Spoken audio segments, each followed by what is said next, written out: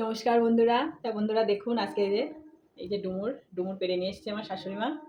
আজকে আমি ডুমুরি তরকারি করব চিংড়ি মাছ দিয়ে। এর আগে আমি একবার ডুমুরি তরকারি রেসিপি আপনাদের দেখেছি নিরামিষ, আজকে আমি চিংড়ি মাছ দিয়ে করব।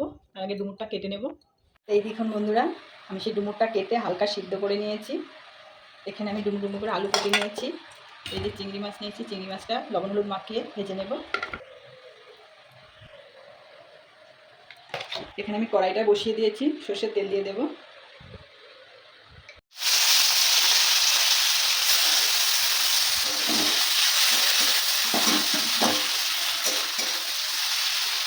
চিংড়ি মাছটা ভাজা হয়ে গেছে, একটু লাল করে ভেজে নিয়েছি। মাছের তেলে একটু তেল দিয়ে দেবো, আলুটা ভেজে নেব।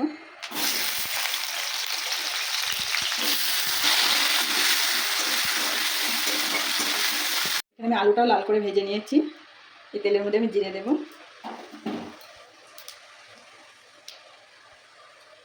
গোটা গরম মশলা দিয়ে দেবো, তেজপাতা দিয়ে দেবো, আদা রসুন বাটা দিয়ে দেবো, জিরে বাটা দিয়ে দেবো, লঙ্কা বাটা, জিরে বাটা,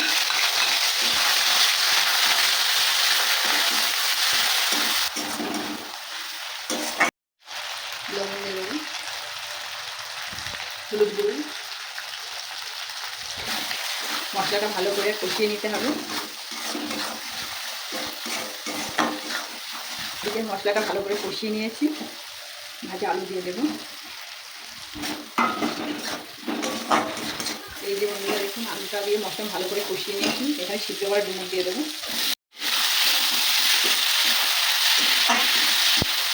এই যে বন্ধুরা দেখুন, ডুমুর দিয়ে আলুটা ভালো করে কষিয়ে নিয়েছি। যদি ডুমুরটা সিদ্ধ করা, এখানে আমি অল্পই জল দেবো, ঢাকা দিয়ে রেখে দেবো।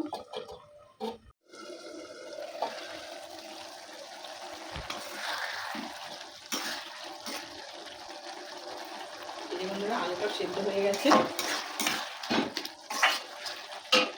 দিয়ে দেবো।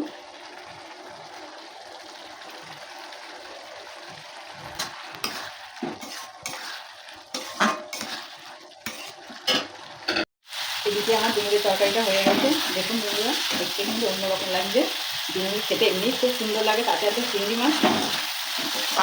তবে আমি ঢেলে নেব। তো এই যে বন্ধুরা দেখুন, ডুমুর দিয়ে চিংড়ি মাছ দিয়ে তরকারিটা হয়ে গেছে। দেখতে কিন্তু অসাধারণ হয়েছে, খেতেও কিন্তু বন্ধুরা দারুণ লাগে।